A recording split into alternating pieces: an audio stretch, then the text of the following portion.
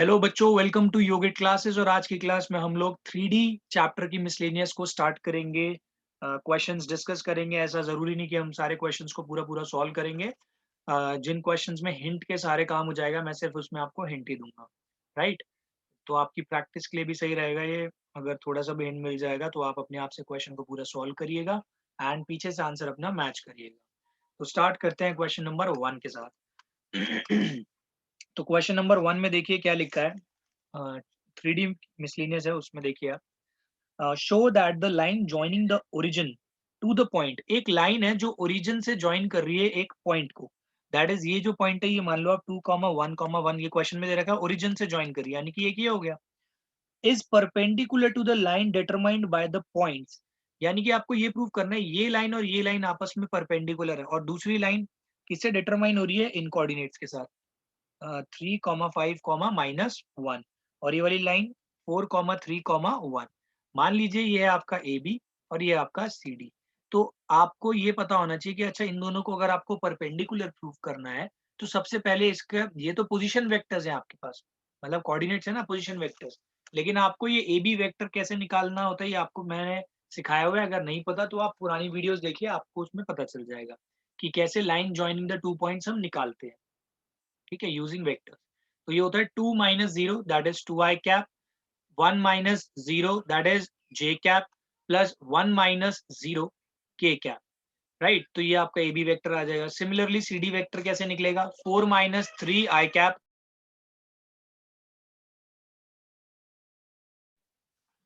तो 4 minus 3 that is i cap, plus 3 minus 5 that is minus 2 j cap. Similarly 1 minus minus 1 that is plus 2 के cap. तो ये दोनों आ जाएंगे। इसके बाद आप क्या करोगे? A B vector dot C D vector निकाल के देखोगे क्या जीरो आ रहा है। तो आप यहाँ पे फाइंड करोगे कि हाँ भाई, A B vector dot C D vector ये दोनों आपके जीरो आ रहे हैं। अगर ऐसा है, hence A B vector and C D vector are perpendicular. तो अब हम लोग देखेंगे क्वेश्चन नंबर 2। तो आप देखिए क्वेश्चन नंबर 2 क्या है आपका इसके अंदर। क्वेश्चन नंबर 2 में आप देखेंगे, if L1 M1 N1 and L2 M2 N2 are direction cosines of two mutually perpendicular lines, show that the direction cosines of the line perpendicular to both of these lines are M1 dot N2। देखो मैं यहाँ लिख देता हूँ, आपको ये दे रखा है L1 M1 N1, ये डायरेक्शन कोसाइन है एक लाइन का। तो एक जो लाइन है उसको मान लो आप ए बी वेक्टर, जो भी मर्जी मानना मान लो आप ए बी वेक्टर। तो उसके डायरेक्शन कोसाइन दे रखे हैं, यानी कि ये क्या दे रखा है आपको? L1 i cap plus M1 j cap plus N1 k cap. ऐसी एक और लाइन दे रखी है, इसको मान लो सी डी वेक्टर, और ये आपको दे रखा है इन्होंने L2 i cap plus M2 j cap plus N2 k cap.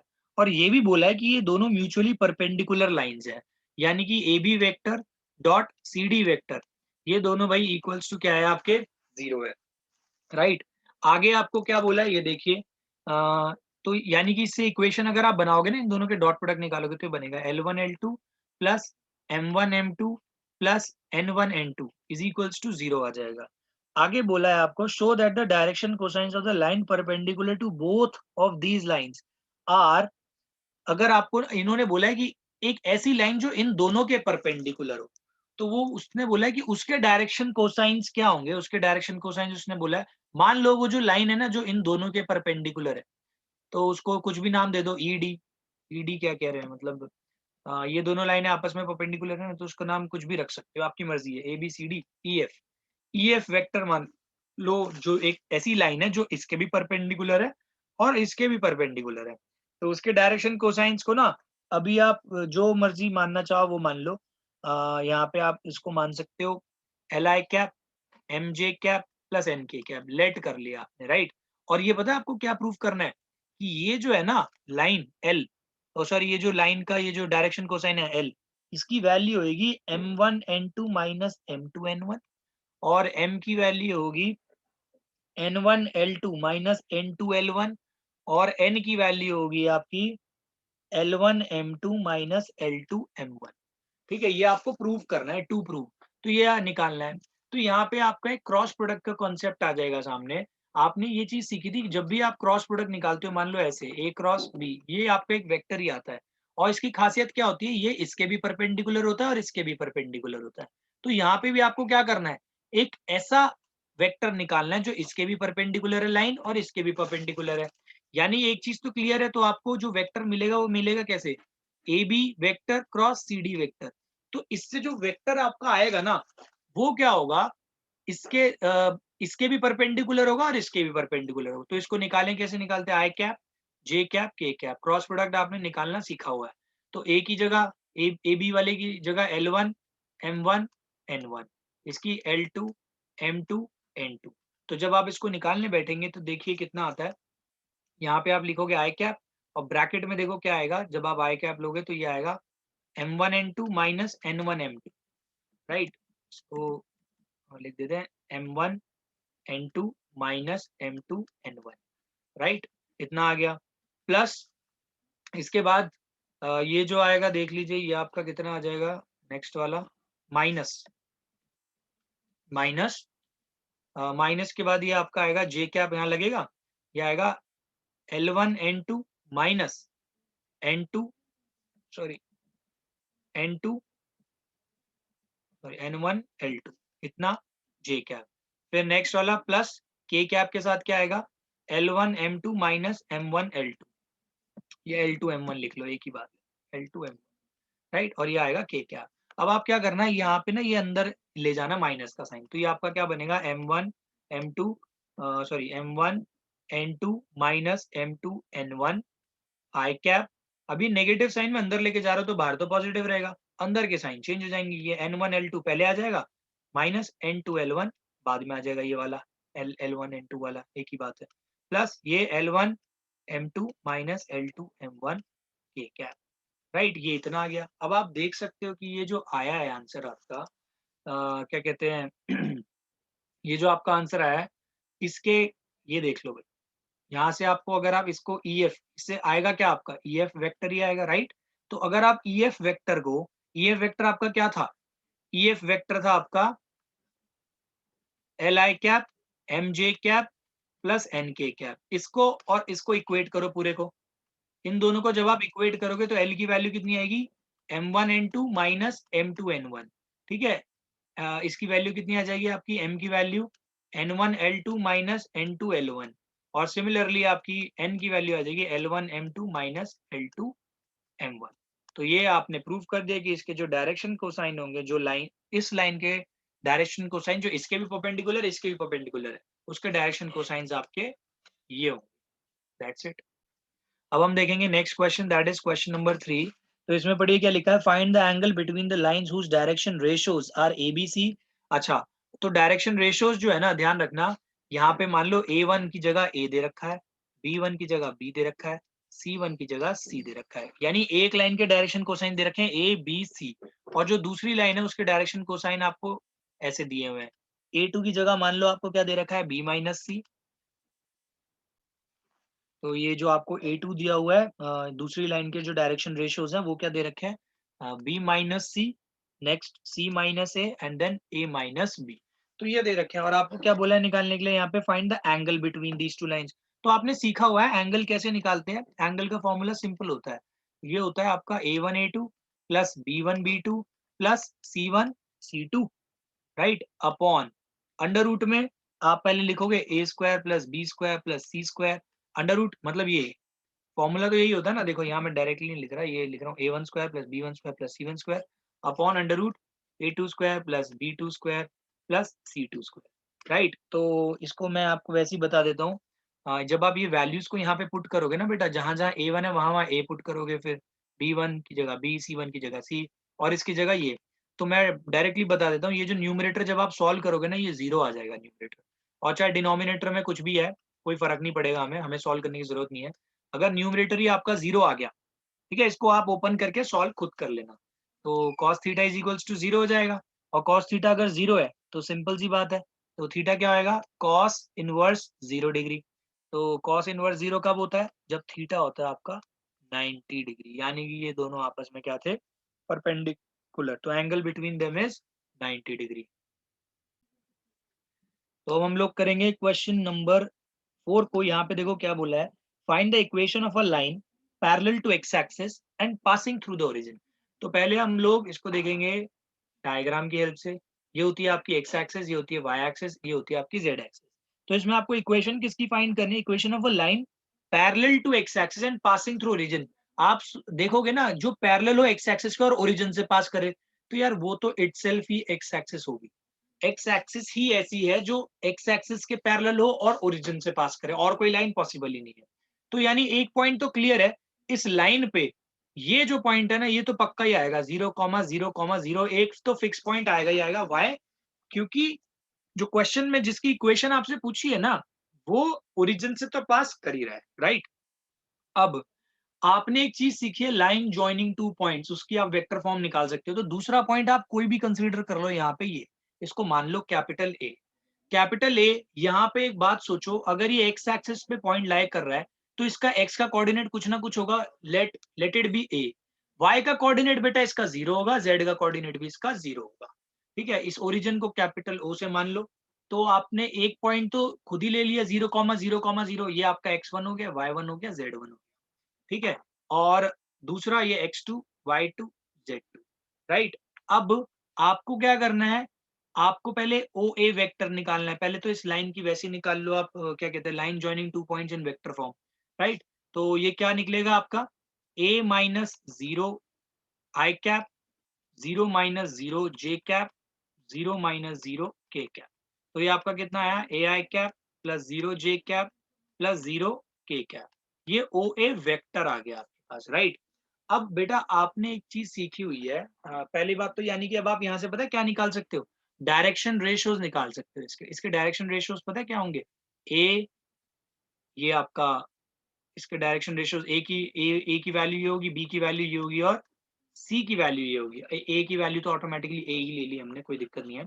अब आप याद करो, आपको इक्वेशन ऑफ अ लाइन में सिखाया था, कार्टेशियन फॉर्म में इक्वेशन ऑफ लाइन, उसमें एक चीज सिखाई थी, अगर कोई लाइन x1 y1 z1 एक कोऑर्डिनेट से पास होके जा रही हो, एंड आपके पास क्या कहते हैं, डायरेक्शन रेशियोज प्रेजेंट हो, डायरेक्शन रेशियोज भी आपके पास हो, तो यहाँ पे देखो दोनों चीजें हैं, ये वाले कोऑर्डिनेट्स कंप्लीट आपके पास है और डायरेक्शन रेशियोज भी आपके पास आ गए हैं। ठीक है, वो कितने हैं, ए की वैल्यू ए, बी 0, सी 0। तो आपको ये वाली इक्वेशन लिखवाई थी, ये आपको याद होनी चाहिए, Y minus Y one upon B, Z minus Z one upon C. तो ये देख लीजिए, ये इक्वेशन आपको लिखवाई थी, यहाँ पे वैल्यू पुट करिए, x माइनस x1 की जगह 0 डालना, a की जगह a ही रहेगा, y माइनस 0 अपॉन 0 आ जाएगा, z माइनस z1 अपॉन 0 आ जाएगा। लेकिन अब आप एक चीज नोटिस करोगे कि एनसीईआरटी के अंदर जो पीछे आंसर दे रखा है, वो यहाँ पे 1 दे रखा है, तो कोई दिक्कत वाली बात नहीं है। हमने क्या किया, डिनोमिनेटर को ए से डिवाइड कर दिया। तो सोचो आप इसको भी डिवाइड बाय ए करो, इसको भी डिवाइड बाय ए करो, इसको भी, क्योंकि यहाँ पे इक्वल टू के साइन है। आप हर जगह LHS MHS और RHS, यानी कि left hand side middle, middle side MS और राइट हैंड साइड, ठीक है। तो क्या कहते हैं, यहाँ पे देखो आप पूरे सारी साइड के डिनोमिनेटर को ए से डिवाइड करोगे, तो आपके पास आंसर क्या आएगा, x upon 1, y upon 0, z upon 0, right. तो आप इसको ऐसे लिखो, ये आपका आ गया final answer. This is the equation of a line which is parallel to x axis and passing through origin. तो प्रैक्टिस के लिए मैं आपको एक चीज देता हूँ यहाँ पे, आप ऐसे equation of a line parallel to y axis passing through origin निकाल सकते हो। सिमिलरली आप सारी इक्वेशन ऐसे निकाल सकते हो, ऐसे जेड के रिस्पेक्ट में भी आपसे पूछ सकता था। That's it. अब हम करेंगे next question, that is question number 5। आप देखिए इसके अंदर क्या दे रखा है आपको, if the coordinates of the point, अच्छा यहाँ पे देखो आपको बेटा कोऑर्डिनेट्स दे दिए सारे पॉइंट्स के, ठीक है, कोऑर्डिनेट्स गिवन है। तो देखो बेटा आपको बता ही रखा है कोऑर्डिनेट से कैसे हम पोजीशन वेक्टर बना सकते हैं, है ना। आपको आगे क्या दे रखा है, find the angle between the lines A B and C D, बहुत ईजी हो गया है। तो ए बी, आपको ए बी और ए बी वेक्टर निकाल लो पहले, क्या आएगा, सी डी वेक्टर आप निकाल लो क्या होगा। फिर यार आपको मैं पहले भी बता चुका हूँ कि कैसे दो लाइंस के बीच का हम लोग एंगल्स निकाल सकते हैं। तो ये चीज आपको खुद फाइंड करनी पड़ेगी, एंगल खुद निकाल लेना। अभी भी हमने कॉस थीटा की वैल्यू आप देख लेना आपके पास क्या आती है, तो आपका आंसर उससे क्लियर हो जाएगा, राइट। यहाँ पे मैं एक चीज आपको बता देना चाहता हूँ, कभी कभी आंसर आपका मतलब ऐसे, इसमें अगर 1 आता है ना आंसर, तो क्या कहते हैं, आपको ये थीटा की वैल्यू निकालनी है। मान लो यहाँ पे आ गया 1, ठीक है, और यहाँ पे होता है बेटा, यहाँ पे अगर आपको याद होगा, यहाँ पे हम लोग लगाते हैं मॉड। यहाँ पे एक्चुअली क्या लगता है, मॉड लगता है। तो जब भी आपका आंसर ऐसे 1 आता है ना यहाँ पे, तो आप एक हमेशा ध्यान रखना, आप आंसर पता है क्या लिखोगे? आप आंसर लिखोगे 0 डिग्री और 180 डिग्री। क्यों? क्योंकि देखो यहाँ पे जो राइट हैंड साइड पे आता है ना बेटा, ये हमेशा क्या आता है आपका मॉड वाला आंसर आता है। मॉड में मतलब 1। कॉस 0 डिग्री भी 1 होता है और कॉस 180 डिग्री मॉड के अंदर अगर हो, ये भी 1 होता है। एक्चुअल में तो -1 होता है, बट मॉड के अंदर आ गया तो वो भी 1 होगा। तो जब भी आपका आंसर ऐसे 1 आता है, तो आप हमेशा आंसर में क्या लिखोगे? 0 डिग्री और 1 डिग्री, और आप इसको पैरेलल भी बोल सकते हो। मैं एक एग्जांपल दे रहा हूँ, क्योंकि इसका आंसर आपका यही आने वाला है। जब आप इसको सॉल्व करोगे, तो आपका आंसर कुछ ऐसे ही आएगा, 1 या -1। तो आप ये लिखोगे, मॉड लगा दोगे ना, मॉड के बाद आप ये लिखोगे, hence it can be 0 degree और 180 degree. These two lines are parallel to each other, ये लिखा जाएगा इसमें। नेक्स्ट क्वेश्चन बहुत इजी है, क्वेश्चन नंबर 6। इसके अंदर देखो आपको कार्टेशियन फॉर्म दे रखी है। कार्टेशियन फॉर्म में दे रखा है x-1 अपॉन -3 y-2 अपॉन 2k is equals to z-3 upon 2, and यहाँ दे रखा है x-1 upon 3k is equals to y-1 upon 1 is equals to z-6 upon -5। इसमें बोल रखा है ये दोनों लाइंस आपस में परपेंडिकुलर है। फाइंड द वैल्यू ऑफ के।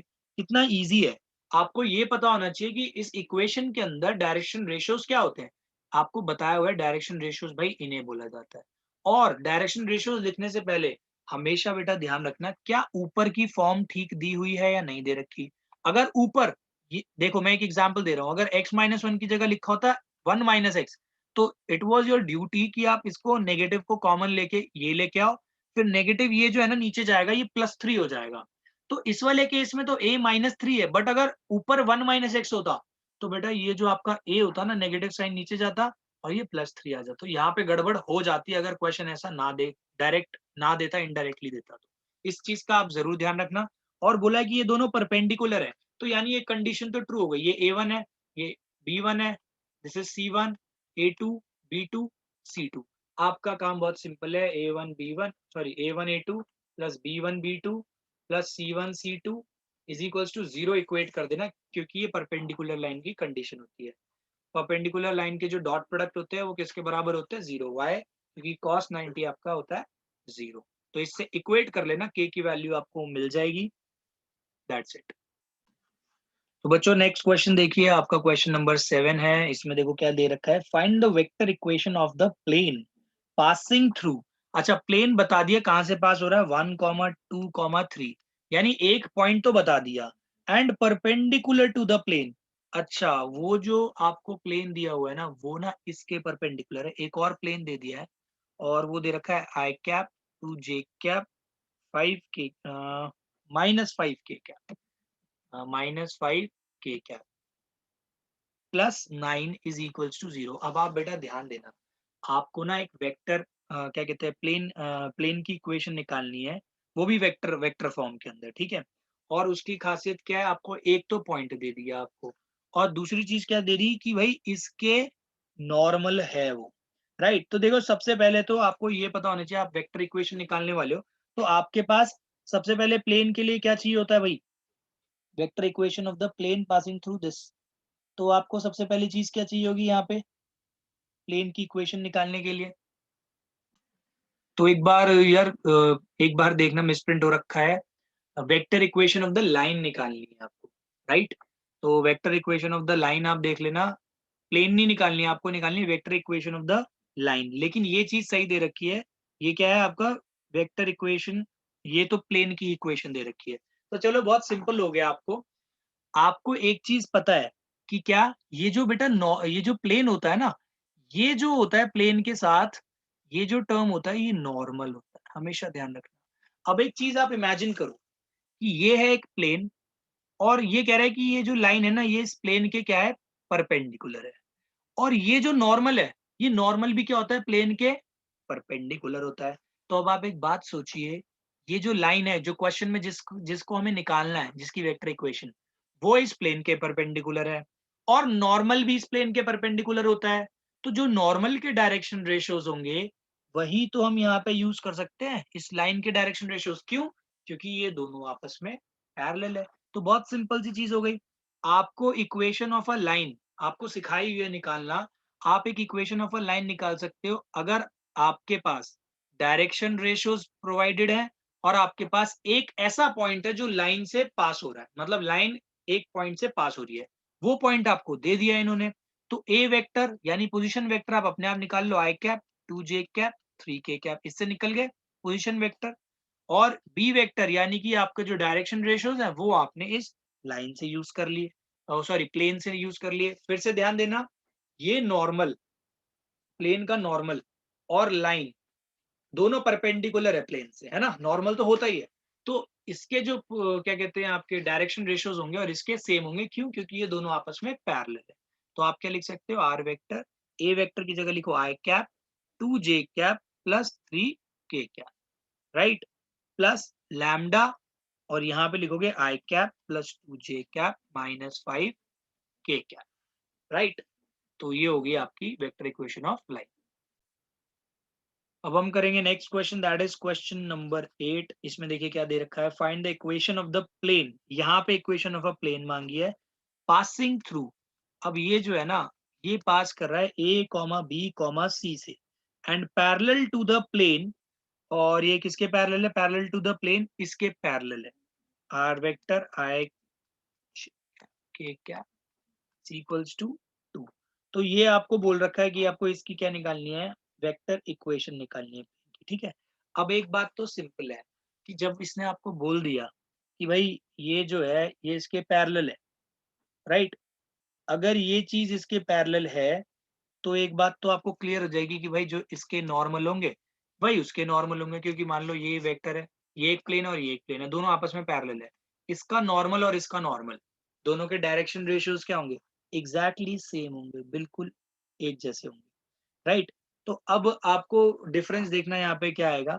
तो सबसे पहले तो आप ये लिखेंगे, जो भी आपको प्लेन दे रखा है, प्लेन की ये दे रखी है आपको, वेक्टर इक्वेशन दे रखी है, इस प्लेन के पैरेलल आपको निकालना है, राइट।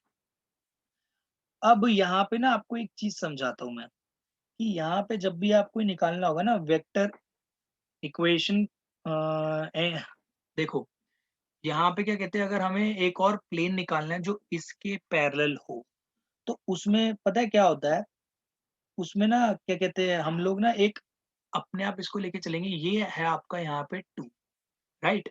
इसका मैं मतलब आपको समझा देता हूँ। एक बात सोचो आप, ये आपका प्लेन है, ये एक, ये चीज रिप्रेजेंट क्या करती है आपने सीखी हुई है, ये रिप्रेजेंट करती है एक डी, डिस्टेंस वाला डी, राइट। तो अभी आप सोचोगे सर ये डिस्टेंस फ्रॉम ओरिजिन रिप्रेजेंट नहीं करी, इट इज फाइन, कोई दिक्कत नहीं है।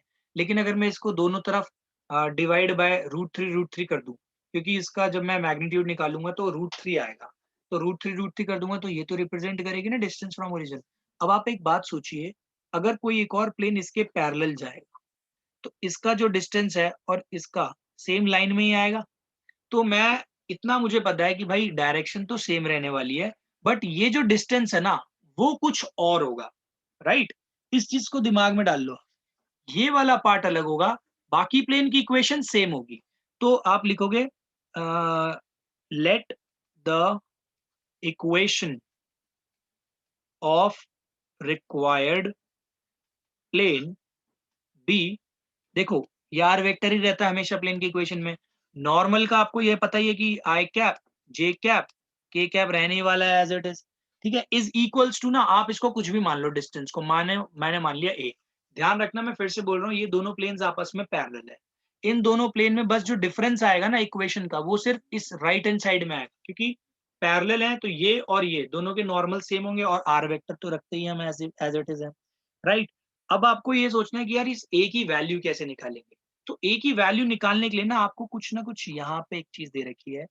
अब यहाँ पे ना बेटा ये जो आर वेक्टर है आपको सिखाया हुआ है, आर वेक्टर एक्चुअल में होता क्या है, x I cap Y J cap Z K cap, यानी कि ऐसे पॉइंट जो इस प्लेन पे लाई करते हैं वो इस इक्वेशन को सेटिस्फाई करते हैं, मतलब इस इक्वेशन को सेटिस्फाई करते हैं। तो यहाँ पे बेटा एक्स वाई जेड आपको क्वेश्चन में दे रखे हैं, एक्स वाई जेड आप इसको ले सकते हो, है ना। यहाँ पे लिखोगे since A B C lie lies on this plane, therefore it will satisfy the above equation, ऊपर की इक्वेशन को सेटिस्फाई करेंगे। यानी आप इस आर वेक्टर की जगह आप X I cap, Y J cap, Z K cap की जगह क्या लिख सकते हो, A I cap, B J cap, C K cap into I cap, J cap, A cap is equals to A. और यहाँ पे आप देखो A I cap into I cap भाई आपका ए होएगा, B J cap into J cap B, और ये सी। तो ए की वैल्यू ये आ गई, बस अब ए की वैल्यू को यहाँ पे पुट करना था। देयरफॉर रिक्वायर्ड इक्वेशन, ये देख लो आपको किस में छोड़नी है, वेक्टर में छोड़ देना क्योंकि वेक्टर फॉर्म में दे रखा है। तो equation of plane will be r vector dot i cap plus j cap plus k cap is equals to A की वैल्यू आपने निकाल ली, A plus B plus C. तो यही हो गया आपका आंसर। कार्टेशियन में पूछा है तो कार्टेशियन में चेंज कर लेना, इस आर वेक्टर की जगह ये पुट कर देना और डॉट प्रोडक्ट निकाल लेना, वो एक्स वाई जेड आ जाएगा, X plus Y plus Z is equals to A plus B plus C. तो क्वेश्चन में लेकिन देखो जब भी आपसे पूछा जाता है ना, अगर आपको देखो यहाँ पे ना दोनों में हम आंसर निकाल सकते हैं रीजन। क्वेश्चन के अंदर ना पोजीशन वेक्टर नहीं दिया, क्वेश्चन में आपको एक तो कोऑर्डिनेट दिया है, तो कोऑर्डिनेट तो यार कार्टेशियन फॉर्म में होता है, और दूसरी वेक्टर इक्वेशन दी है, तो आप दोनों में निकाल दो आंसर। लेकिन अगर दोनों वेक्टर वेक्टर में होते ना, मान लो ये पोजीशन वेक्टर होते, तो आप यही निकाल के छोड़ दो। तो ये हो गया क्वेश्चन नंबर 8। अब आप देखिए नेक्स्ट है क्वेश्चन नंबर 9। तो यार क्वेश्चन नंबर 9 तो मैं नहीं कराऊंगा, रीजन एक ये बहुत सिंपल डायरेक्ट सा क्वेश्चन आपको दे दिया है। इस पे बेस्ड क्वेश्चंस आपको पुरानी वीडियोस में मिल जाएंगे, जिसके अंदर मैंने shortest distance between two lines discuss किया हुआ है। तो ये इसमें ऐसा कोई अलग सी चीज नहीं दी है, तो डायरेक्ट डायरेक्ट आपको क्वेश्चन दे दिया।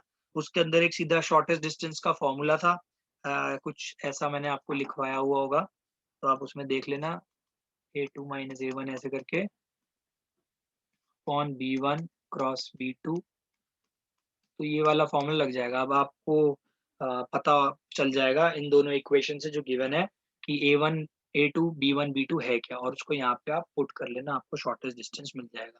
ध्यान रखना अगर नेगेटिव भी आंसर आएगा तो ये मॉड्यूलस है, तो ये पॉजिटिव बन जाएगा शॉर्टेस्ट डिस्टेंस का। तो क्वेश्चन नंबर 9 तो मुझे कराने की बिल्कुल भी जरूरत नहीं है। अब हम करेंगे क्वेश्चन नंबर 10। आप देख सकते हैं इसमें क्या दे रखा है, find the coordinates of the point where the line through. तो एक लाइन है वो कौन से दो पॉइंट्स के थ्रू जा रही है, एक तो ये and 3,4,1 crosses crosses the y z plane. देखो आपको निकालना क्या है, आपको कोऑर्डिनेट्स निकालने एक ऐसे पॉइंट के where the line through this crosses this, मतलब देखो इससे एक बनेगी लाइन, राइट। अब ये है आपका एक 3D प्ले 3D है। अब 3D के अंदर वाई जेड प्लेन क्या होता है, ये देखो ये एक्स वाई जेड। तो वाई जेड प्लेन बेटा ये है आपका, ठीक है। इस वाई जेड प्लेन की खासियत है, वाई जेड प्लेन की अगर कोई इक्वेशन पूछेगा आपसे क्या है, तो बेटा वाई जेड प्लेन के अंदर ना एक्स कोऑर्डिनेट आपका हमेशा क्या होता है भाई, जीरो। सोचो कोई भी एक ऐसा ऑब्जेक्ट है जो वाई जेड प्लेन पे लाई कर रहा है, कोई भी जितने भी पॉइंट्स होंगे वाई जेड प्लेन पे, इन सब में देखना आपके एक्स के कोऑर्डिनेट जीरो होंगे। तो वाई जेड प्लेन की इक्वेशन होती है x is equals to zero. अगर कोई बोलेगा एक्स वाई प्लेन की इक्वेशन क्या होती है, तो वो होती है z is equals to zero. कोई पूछेगा एक्स जेड प्लेन की इक्वेशन क्या होती है, तो होती है y is equals to zero. तो इस चीज को बहुत ध्यान रखना, ठीक है। तो y ये जो क्रॉसेस वाई जेड प्लेन है, यानी कि यहाँ पे x इज इक्वल्स टू क्या होगा आपका जीरो। तो यानी एक कोऑर्डिनेट तो भैया आपको सीधा सीधा मिल ही गया जीरो, ठीक है। ये तो श्योर हो गया कि भाई एक कोऑर्डिनेट उस पॉइंट का जीरो होगा। नेक्स्ट, अब आपको ये पता होना चाहिए कि यार दो पॉइंट्स अगर आपको दे रखे हो तो इक्वेशन ऑफ अ लाइन क्या होती है। अगर आपको याद होगा ये लिखवाई थी आपको, जब आपको दो पॉइंट्स गिवन हो तो ये होती है equation of a line, z y two minus Y one, z minus Z one, z two minus Z one. अब आप यहाँ पे पुट करो इसको, तो ये आएगा एक्स माइनस फाइव, फिर क्या कहते हैं ये आपका एक्स माइनस फाइव आएगा, फिर ये आएगा थ्री माइनस फाइव आ जाएगा, वाई माइनस वन। यहाँ पे देख लेना ये x one y one z one, x two y two z two, इसको यहाँ पे बस मैं पुट कर रहा हूँ। तो y two is four, four minus one, ये आपका आएगा जेड माइनस सिक्स अपॉन ये आपका आ जाएगा वन माइनस सिक्स। तो ये आपका आएगा सॉल्व होकर x minus five by minus two, y minus one by three and z minus six by minus five. तो ये तो आपके इतने आ गए सॉल्व होके। अब देखो अभी ना ये सारे के सारे इक्वल है, इसका मतलब इसकी वैल्यू कुछ भी हो सकती है, मान लो लैम्डा इसकी वैल्यू, राइट। इसकी वैल्यू मान लो आप क्या है, लैम्डा है। तो x minus 5 is equals to -2 lambda लिख सकते हो, ऑफ कोर्स लिख सकते हैं। ऐसे ही y-1 is equals to 3 lambda लिख सकते हो। ऐसे ही z-6 is equals to -5 lambda लिख सकते हो। ध्यान रखना, इसी वजह से आपको ये बताई बताई थी एक्स्ट्रा चीज इन्होंने कि YZ प्लेन से क्रॉस हो रहा है। क्यों? क्योंकि इससे आपको ये पता चल जाएगा कि अगर YZ प्लेन पे है वो पॉइंट, तो YZ प्लेन पे अगर वो पॉइंट है जो आपको निकालना है कोऑर्डिनेट, तो उसका x कोऑर्डिनेट तो 0 होगा। तो ये बेटा 0 से यहाँ पे 0 पुट कर लो आप। तो x की जगह 0 पुट करोगे -5 -2 लैम्डा। तो ये देखो आपका कितना आ जाएगा, माइनस से माइनस कैंसिल। लैम्डा की वैल्यू यहाँ से आपको मिल जाएगी। तो लैम्डा की वैल्यू आ गई बेटा 5/2। इस लैम्डा की वैल्यू को यहाँ पे पुट कर लो आप, 5/2 को। तो ये आएगा y की वैल्यू देखो कितनी आएगी, 3 × 5/2 माइनस माइनस माइनस ये प्लस। तो ये आपका सॉल्व होके आ जाएगा 15/2 + 1, दैट इज y की वैल्यू आ जाएगी 30। एक सेकेंड, y की वैल्यू आ जाएगी, ये हो गया 17/2, राइट। ऐसी z की वैल्यू निकाल लो भाई। यहाँ से z कितना आएगा, -5 5/2 + 6। तो आप देख लो कितना आएगा, ये आपका -25/2 + 6। तो इसको सॉल्व कर लीजिएगा, ये आपका आ जाएगा -13/2। ठीक है, तो कोऑर्डिनेट्स क्या आ गए आपके, 0 तो था ही, कॉमा 17/2 कॉमा -13/2, दैट्स इट। अब हम करेंगे नेक्स्ट क्वेश्चन। नेक्स्ट क्वेश्चन हम नहीं करेंगे, क्यों? क्योंकि ये 10th क्वेश्चन से सिमिलर है। उसमें दे रखा है ZX प्लेन से पास हो रहा है। तो बिल्कुल सेम क्वेश्चन है। ZX प्लेन से पास होने का मतलब मैंने आपको अभी पहले ही बता दिया था कि इक्वेशन यूज होगी y = 0। जैसे पिछले क्वेश्चन में x = 0 था, अब यहाँ पे y = 0 को इक्वेट करके लैम्डा की वैल्यू निकाल लोगे। तो बिल्कुल सेम सा क्वेश्चन है 11। देखिए नेक्स्ट क्वेश्चन भी एक्चुअली सिमिलर सा दे रखा है। इसमें मैं आपको बता देता हूँ क्या करना है। पहले तो क्वेश्चन पढ़ लो, इसमें क्या दे रखा है। नेक्स्ट क्वेश्चन में आपको बोला है find the coordinates of the point where the line through points. पहले बात तो आपको 2 पॉइंट्स दे दिए जैसे पिछली बार दिए थे, एंड 2 कॉमा माइनस ये इतना, ठीक है। passes through the plane 2x plus y plus z is equals to 7। अब यहाँ पे बेटा एक बात समझने की कोशिश करना आप लोग। आपको यहाँ पे बिल्कुल सेम प्रोसीजर करना है जो आप यहाँ पे करते आए थे। वही सेम चीज है यहाँ पे, y minus y1 y2 minus y1 is equals to z minus z1 z2 minus z1 is equals to lambda, right. यहाँ से आपने क्या किया था, ये सारी वैल्यूज को यहाँ पे पुट किया था। x की value in terms of lambda निकाली थी। सिमिलरली y की values in terms of lambda निकाली थी। z की वैल्यू भी इन टर्म्स ऑफ लैम्डा निकाली थी, राइट। तो ये चीजें तो आपने ऐसे ही निकाल दी थी इन टर्म्स ऑफ लैम्डा। अब आपका एक सिंपल सा काम है, आपको ये पता है कि ये जो कोऑर्डिनेट्स होंगे ना बेटा, ये जो है ये इस प्लेन पे लाई कर रहे हैं। ये कहाँ लाई करेंगे, इस प्लेन पे लाई करेंगे, यानी कि इस प्लेन की इक्वेशन को सेटिस्फाई करेंगे। तो ये जितना भी आपने निकाला है ना इन टर्म्स ऑफ लैम्डा, इसको इसी प्लेन में पुट करो, इसको भी यहाँ पुट करो, इसको भी। तो आप यहाँ देखोगे LHS में लैम्डा के टर्म्स में टर्म्स आ जाएंगे पूरे, और RHS में जो भी आएगा ये ऐसे। तो यहाँ से आप लैम्डा की वैल्यू फाइंड कर लेना, वापस इसके अंदर पुट कर देना, तो आपको वो कोऑर्डिनेट्स मिल जाएंगे। सेम है बिल्कुल पिछले क्वेश्चन की तरह, बस यहाँ फर्क इतना है, पिछले क्वेश्चन की जो इक्वेशन थी वो क्या थी, y = 0। तो वहां पे आपने सिर्फ y को इक्वेट किया था, यहाँ पे y को यहाँ पे पुट कर दिया था। लेकिन इस बार y = 0 नहीं बोला उसने, इक्वेशन ऑफ अ प्लेन ही दे दी। तो आपको ये सारे के सारे यहाँ पे पुट करने पड़ेंगे विद रिस्पेक्ट टू लैम्डा, और लैम्डा की वैल्यू जो भी आएगी आप उसको बैक इसमें पुट कर दो, तो आपको कोऑर्डिनेट्स मिल जाएंगे, दैट्स इट। अब हम करेंगे next question, that is question number 13। इसको बेटा इंपॉर्टेंट मार्क कर लीजिए, काफी इंपॉर्टेंट क्वेश्चन है। काफी बार आया भी एग्जाम में। तो देखिए क्या है इसके अंदर, find the equation of the plane passing through the point. देखो सबसे पहले ना एक बात समझ लो कि जब भी आपको इक्वेशन ऑफ अ प्लेन निकालनी होगी तो आपको कुछ ना कुछ रेफरेंस जरूर चाहिए होता है, तभी आप इक्वेशन ऑफ अ प्लेन को फाइंड कर सकते हो, वरना आप नहीं कर पाओगे इक्वेशन ऑफ अ प्लेन को, राइट। तो वो रेफरेंस के लिए उसने आपको एक पॉइंट दे दिया है कि वो जो प्लेन है वो पास होके जा रहा है इस पॉइंट से, -1, 3, 2, राइट। तो आपको ये चीज तो उन्होंने दे दी है। आगे बोला है and perpendicular to each of the following plane. अब ये जो है ना परपेंडिकुलर है इन प्लेन्स के, देखो कौन सा जो लिख रहा हूं मैं,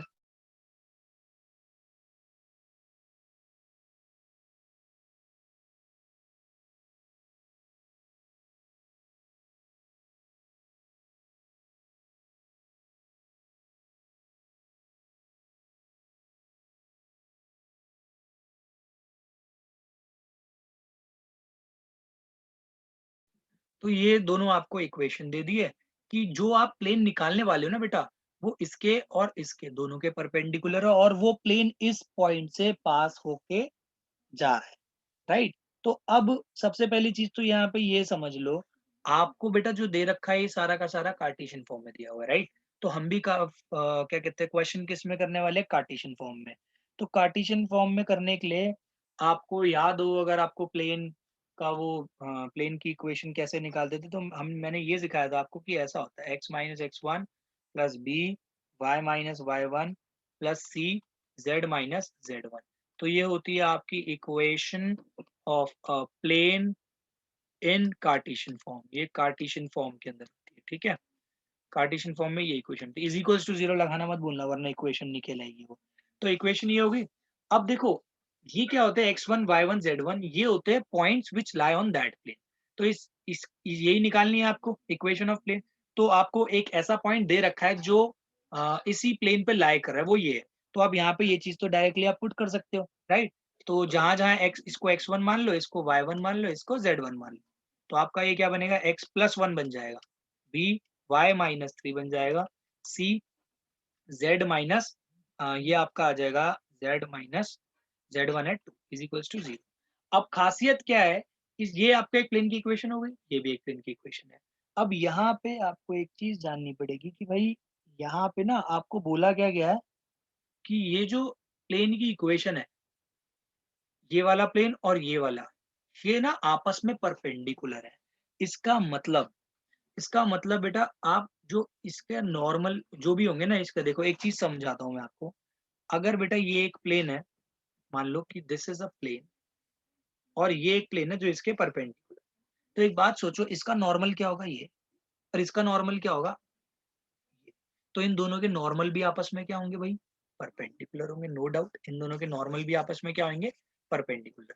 तो आपको एक चीज और भी बताई थी मैंने, प्लेन की डायरेक्शन हमेशा उसके नॉर्मल की डायरेक्शन से पहचानी जाती है, राइट? तो आपको ये बात यहाँ पे समझनी पड़ेगी कि अगर ये दोनों प्लेन्स आपस में क्या कहते हैं, अगर ये आपस में क्या है, परपेंडिकुलर है, यानी ये इसके परपेंडिकुलर, ये इसके परपेंडिकुलर, तो फिर आप क्या लिख सकते हो, ये जो है आपकी चीजें यूज में आएंगी, इसकी वन टू एंड इसका ये वाला पार्ट आपका थ्री। यानी कि इसके डायरेक्शन कोसाइन और इसके डायरेक्शन कोसाइन रेशो, सॉरी, इसके डायरेक्शन रेशियोज और इसके डायरेक्शन रेशियोज दोनों का डॉट प्रोडक्ट आपका क्या आएगा, जीरो। तो आप ये क्या लिखोगे, a into one that is a plus b into two that is two B plus ऐसे ही आप करोगे c into three that is three C is equals to zero ही आएगा, राइट? एक इक्वेशन बन गई ये।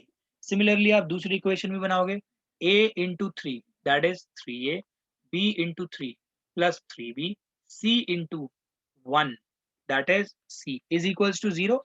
अब बेटा यहाँ पे क्या चीज आती है, याद होगा आपको, मैंने पिछली क्लास में आपको कराया था, पिछली वीडियो में हो गया, उससे पहले वाली वीडियो में मैंने आपको ये सिखाया था, जब आपके पास अननोन वेरिएबल, यानी कि वेरिएबल्स आपके पास तीन हो और इक्वेशन आपके पास सिर्फ दो हो सॉल्व करने के लिए, तो आप इसको कैसे सॉल्व करते हो, मैंने यहाँ बताया था कि जो वेरिएबल्स होते हैं उनको ऐसे लिखा जाता है, ए बी सी, ठीक है? इसके बाद आपको ये चीज समझाई गई थी कि आप क्या करोगे नेक्स्ट स्टेप में, जैसे ये लिख दिया मैंने, A two B three C is equals to zero, और ये है three A three B C is equals to zero. तो आपको ये बताया था भाई, इसको और इसको, इस रो को छोड़ो, इस कॉलम को छोड़ो, इनको आपस में मल्टीप्लाई करो, इसके जो वो है कोएफिशिएंट्स, टू इंटू वन, तो ये कितना आएगा, two, minus three into three that is nine. Next वाले मैंने आपको बताया था, जब आप बी के लोगे तो वन इंटू वन, ये जो है ना वन इंटू वन, ये बाद में आएगा, यहाँ पे पहले आएगा थ्री इंटू थ्री वाला इस केस में। ये मैंने आपको बताया था, इसको मैट्रिक्स से रिलेट करने के लिए बोला था, डिटर्मिनेंट से। फिर आपको वन इंटू वन वाला लिखना पड़ेगा यहाँ, इज इक्वल्स टू, जब आप सी वाला पार्ट लोगे तो वन इंटू थ्री पहले लिखा जाएगा, माइनस टू इंटू थ्री लिखा जाएगा फिर आपका, राइट?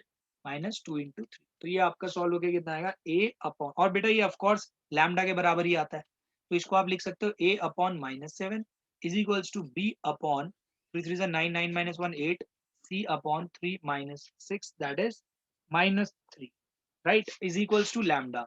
तो यहाँ से आप सबकी वैल्यू निकाल सकते हो कि भाई ए की वैल्यू क्या होगी, ए की वैल्यू होगी माइनस सेवन लैम्डा, बी की वैल्यू क्या होगी, एट लैम्डा, एंड सी की वैल्यू क्या होगी -3 लैम्डा।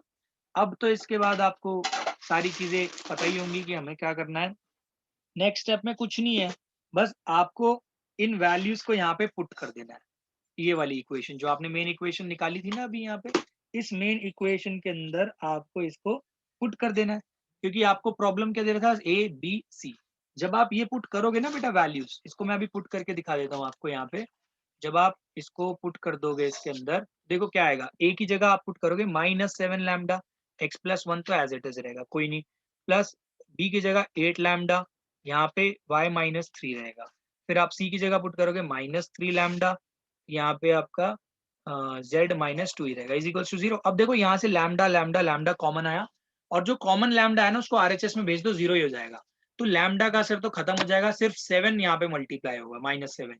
तो ये आएगा -7x -7 plus 8y -24 plus -3 into Z करोगे तो ये आएगा -3z plus 6 is equals to 0। तो अब आप यहाँ पे वैल्यू देख लेना भाई, यहाँ से आपका सॉल्व हो गया, कितना आता है, ये आएगा -7x प्लस 8y -3z, और ये देख लो -7 -24 और +6, यानी कि ये तो -18 और -7 दैट इज -25 आ जाएगा आपका, राइट। तो -25 इज इक्वल्स टू 0 आ जाएगा। अब आपका काम है यहाँ पे नेगेटिव साइन कॉमन ले लो, क्योंकि पहले हम x के वेरिएबल को पॉजिटिव ही रखना चाहते हैं। तो ये जब नेगेटिव साइन कॉमन लोगे तो ये आपका सॉल्व होके कुछ इतना आ जाएगा, इतना फिर +25 इज इक्वल्स टू 0। तो ये हो गई बेटा required equation of a plane, that's it. हाँ तो बच्चों मुझे लगता है आपको ये समझ में आया होगा क्वेश्चन। अगर ये वीडियो आपको समझ में आई हो तो please hit the like button, also hit the bell icon. हाँ अगर एक चीज और, इसके आगे के क्वेश्चंस मैं नेक्स्ट वीडियो में कवर करूंगा, अदरवाइज ये वीडियो बहुत लंबी हो जाती है। मुझे स्टूडेंट्स ने बोला था कि सर ज्यादा लंबी वीडियोस ना बनाओ, तो ठीक है कोई नहीं, आगे कंटिन्यूएशन में हम नेक्स्ट वीडियो बना देंगे जिसके अंदर आगे के क्वेश्चंस कवर अप होंगे। तो अगेन आपको ये समझ में आई हो वीडियो तो प्लीज शेयर करना ना भूले दोस्तों के साथ। आप हमको फेसबुक और इंस्टाग्राम पे भी फॉलो कर सकते हो, just type yogic classes in search box, आपको मिल जाएगा वो पेज। ओके बच्चों, तो मिलते हैं नेक्स्ट वीडियो में, तब तक के लिए thanks for watching yogic classes.